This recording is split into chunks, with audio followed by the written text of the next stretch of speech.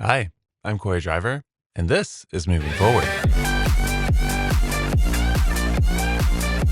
So, this week we are in John 2 and we are talking about signs. Did you ever try to give a persuasive presentation? Maybe at work, maybe you were trying to convince a romantic partner to move the relationship to the next level. Um, Maybe just wanted your friends to go bowling. This year, my nieces made a Canva presentation about what gifts they would like to receive from Christmas. And it was chef's kiss, really nicely done. And they were really smart about it. They made one presentation for multiple audiences. Good gifts from aunt and uncle, good gifts from grandma and grandpa, good gifts from mom and dad. A grandma and grandpa present is not an aunt and uncle present. I think we all know that. And so they gave a presentation that was tailored for multiple audiences to say, here's what might make sense from you. And they got what they asked for. So well done. In the gospel reading this week, Jesus gives a sign, not unlike a Canva presentation, for multiple audiences at once to show who he is and his glory. So after the introduction, the first major part of the Gospel of John is called the Book of Signs. Jesus is performing signs to show that he is the Word and the light that has come to abide in the world and to invite all of us and Jesus' disciples specifically to abide in him. The turning of water into wine at Cana was one of several signs intended to show who Jesus was and is and to reveal his glory. And this sign is performed for many audiences at once.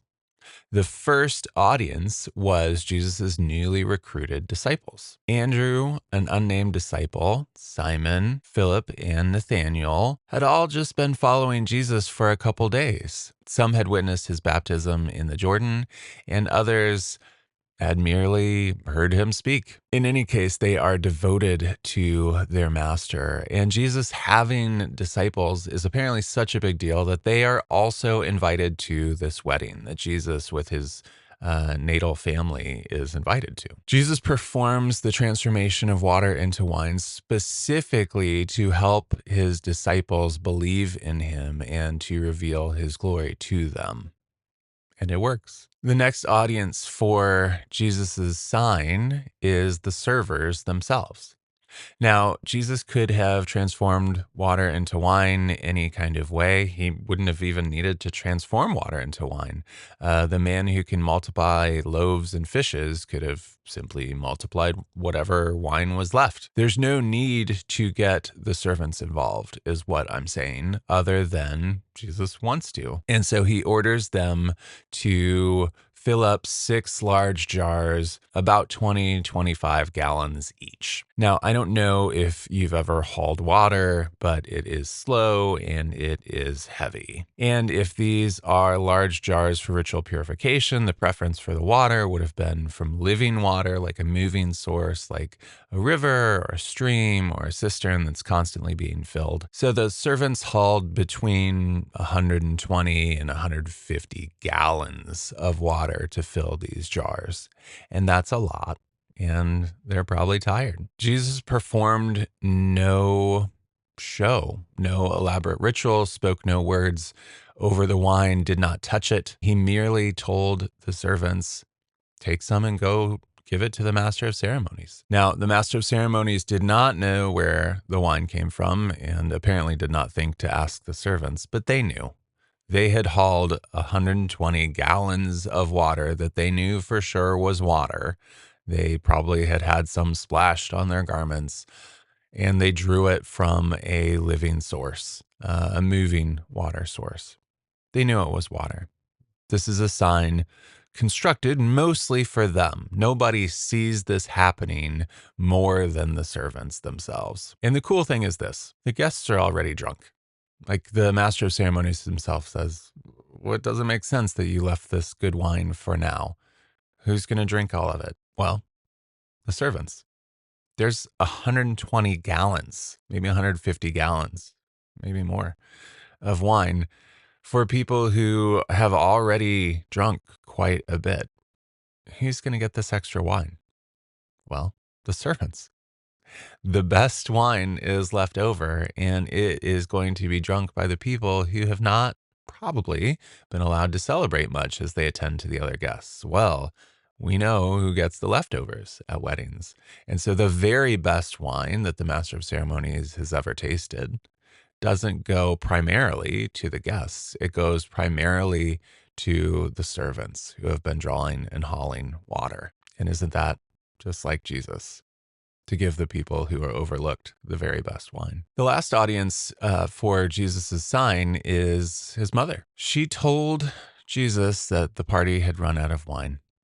She makes no overt demands or gives no instruction. She merely notifies Jesus of a fact. Jesus has a question. Mary speaks to the servants and simply says, do what he tells you. Jesus is reliable in Mary's eyes. She knows, A, that her son is no ordinary boy, and B, that he likes to drink quite a bit, as the Gospels tell us. So Mary prepares the scene for others to learn what she and her other children already know. Jesus can perform miracles because he has come from God. And the cool thing, after Jesus revealed his glory in this one of the first of his signs, Mary and Jesus' siblings follow him as the disciples for some time. It's no accident that James, Jesus' brother, is the head of the Jerusalem church. This is very much a family affair, and Jesus' mother and brothers know who he is. Now, there's some instances in Gospels where they don't get it right away, but show me a disciple who does. At this, from the very beginning of Jesus's public ministry, his mother and siblings see his glory. What does this mean? Look, Jesus knows what we need to see and believe.